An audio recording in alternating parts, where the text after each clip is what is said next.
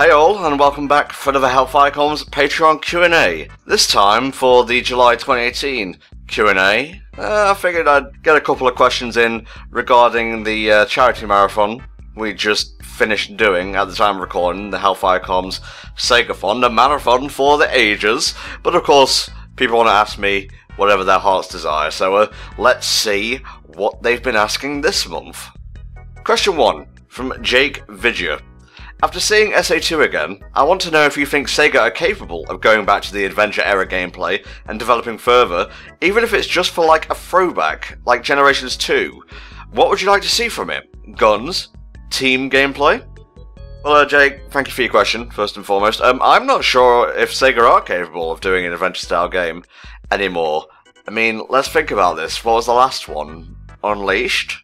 That was a long time ago, and even then it wasn't like strictly adventure. The hubs weren't as open and just like fun to run through as like Adventure 1 for sure, but I guess I'd have to say if they brought stuff back, alternate gameplay styles and like branching storylines.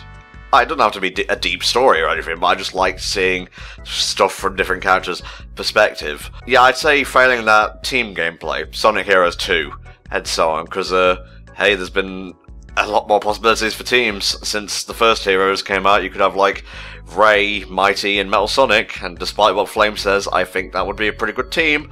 And you could also have the Hooligans, Fang the Sniper, Bean the Dynamite, and Bark the Polar Bear on one team as well. It works, it's like poetry, it rhymes.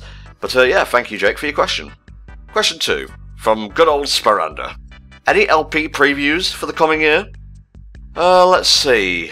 Obviously, you guys know that the next Sonic game will be Sonic Chronicles: The Dark Brotherhood.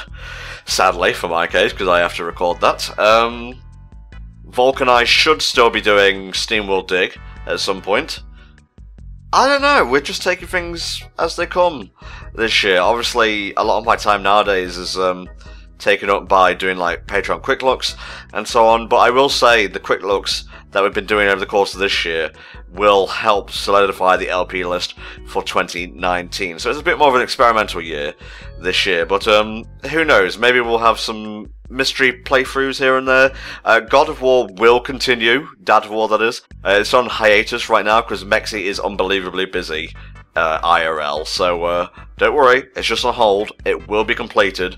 It's not a 9 months situation like KH2 where you don't know what's happening. I'm telling you right now, it's on hold, but it will be finished. Thank you, Spar, for your question.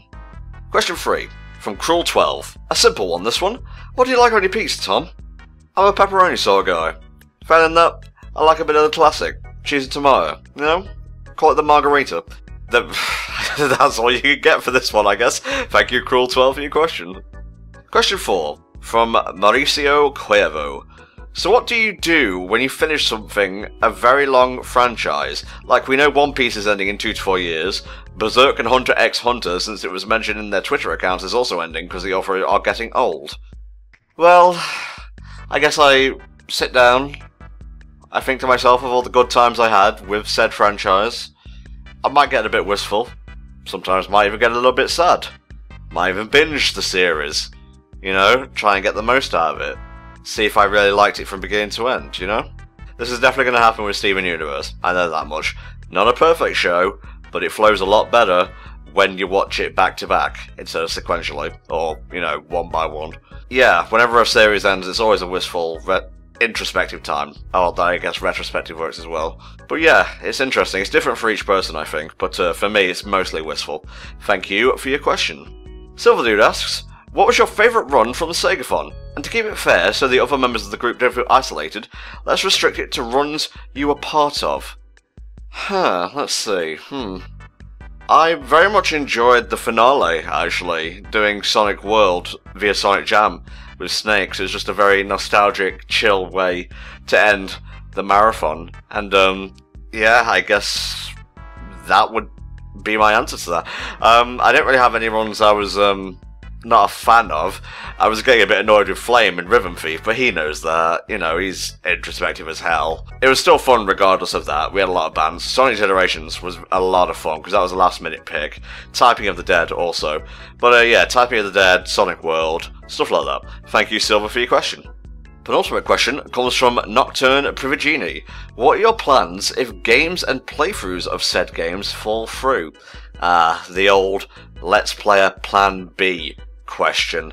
I guess if Let's Plays fall by the wayside, there's Patreon with quick looks and stuff like that. User-generated content, commissioned content, and failing that, Twitch, full-time streaming, and so on. Try to make a go of it like that, but I don't really see more than a year ahead at this point in time, so I just try to play things by ear, but it always helps to have an open mind, even if you're not ready to put a plan from said open mind into question. Try not to put all your eggs in one basket, is what I'm trying to say here. Thank you, Nocturne, for your question. And lastly, we have a question from Shadow Reaper. Since the Segathon is going on at the time of this question, I got this question a few days ago, what is your favourite memory of the Segathon? Just everything, really. It had a bit of a rough start. I don't want to put blame on anyone here. In fact, I'll blame myself. I don't think we planned the start of the marathon as good as we could have done. The Burning Rangers didn't work out, Rystar and Pulseman had to be dropped. And even though, it was the runners who should have been checking these things, I'm the co-head of the marathon, I should be aware of these problems ahead of time. So that was definitely not my favourite, but Sonic Mania Plus was probably the highlight. The bid wars, the cheeky banter, Deimos giving it all this with donations and whatnot.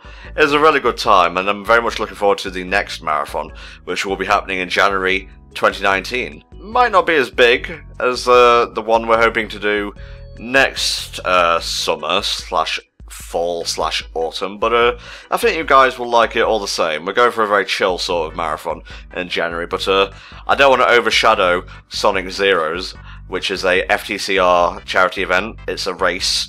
Not just a race, a special race to see who's the fastest of Sonic Heroes, which I believe is happening on August 11th, so stay tuned to their Twitter accounts for that, and we'll announce ours after that's done, so, we're not stepping on anyone's toes. But yeah, Sonic Mania Plus, to answer your question, Shadow Reaper, thank you. And that does it for July 2018's Q&A session, guys. Remember, if you want to answer a question, or even ask a question here, I'm not giving you that much power, it's little as $10 dues a month, and you also get, videos early before they go live properly on YouTube. You get access to the HellfireComms Patreon Discord, and if you want to go above $10, you can go to the, user content sort of, levels. $25 is your own TV comms. You can have up to an hour of TV comms, any combination, 3 20-minute ones, or 6 11-minute ones, or even an hour-long video, and so on. Above that, obviously, you have the quick look, so just have a look, check the link, patreon.com/HellfireComms, and hey, consider supporting us and you get some cool stuff out of it. Thanks, guys, and see you next time for another HellfireComms Patreon Q&A. Bye-bye.